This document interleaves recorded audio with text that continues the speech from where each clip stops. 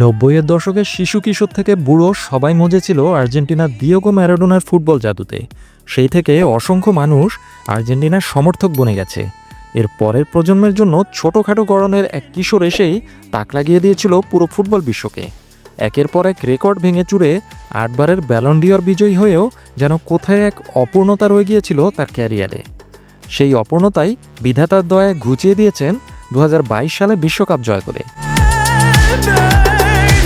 তার বাঁ পায়ে আর্জেন্টিনার সাথে সাথে বার্সেলোনার হয়ে ফুটবল মাঠে যেন একের পর এক চিত্রকর্ম এঁকে গেছেন বছরের পর বছর ধরে।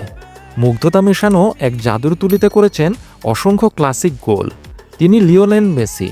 তিনি আমাদের এক জীবনের স্মৃতির পাতায় লেখা অসংখ্য স্মরণীয় মুহূর্তের উল্লাস।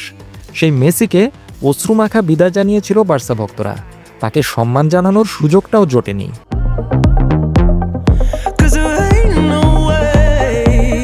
তবে এবার বার্সেলোনার সহসভাপতি এলেনা ফোর্ট নিশ্চিত করেছেন যে ক্যাম্প নু সংস্কার সম্পন্ন হওয়ার পরে লিওনেল মেসির প্রতি শ্রদ্ধা জানানোর পরিকল্পনা এখনও রয়েছে। ৮ বারের ব্যালন ডি'অর বিজয়ী মেসি ২০২১ সালে লা লিগা জায়ান্ট বার্সার সাথে ক্যারিয়ারের দীর্ঘ সম্পর্ক ছিন্ন করেন, কারণ তার চুক্তির মেয়াদ শেষ হয়ে গিয়েছিল এবং বার্সার চরম অর্থনৈতিক সংকটের কারণে লাপোর্তা তাকে বিদায় করে দেন। আর ভিলেন জ্যাভিয়ার তেবাস পেছন থেকে কলকাঠি নাড়েন। আর্জেন্টাইন আইকন কোটি ভক্তকে কাঁদিয়ে প্যারিস সেন্ট জার্মেইতে ২ বছরের জন্য ফ্রান্সে চলে যান। মেসি এখন MLS দল ইন্টার মিয়ামির সাথে মার্কিন যুক্তরাষ্ট্রে আছেন। ৩৮ বছর বয়সী মেসি আর কোনোদিন বার্সায় ফিরতে পারবেন না, খেলা তো দূরের কথা। তবে একটি বিশেষ প্রদর্শনী খেলার আয়োজন করা হতে পারে, যা মেসিকে শেষবারের মতো ক্যাম্প নুতে দেখার সুযোগ করে দেবে। সেই আইকনিক ভেন্যুটি বর্তমানে সংস্কার কার্যক্রমের মধ্য দিয়ে যাচ্ছে।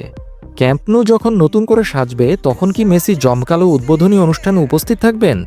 সংবাদ মাধ্যমকে বার্সার ভাইস প্রেসিডেন্ট এলেনা ফোর্ট বলেন, ক্যাম্প নুতে লিও মেসির শ্রদ্ধাঞ্জলি অবশ্যই স্টেডিয়ামের ১০০% কাজ শেষ হলেই হবে। এটা অবশ্যই ঘটবে, কারণ সে বার্সার ইতিহাসের সেরা খেলোয়াড়।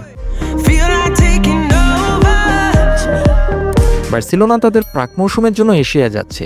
10ই আগস্ট জোয়ান গাম্পার ট্রফি ম্যাচ দিয়ে ক্যাম্প নু উদ্বোধন হতে পারে।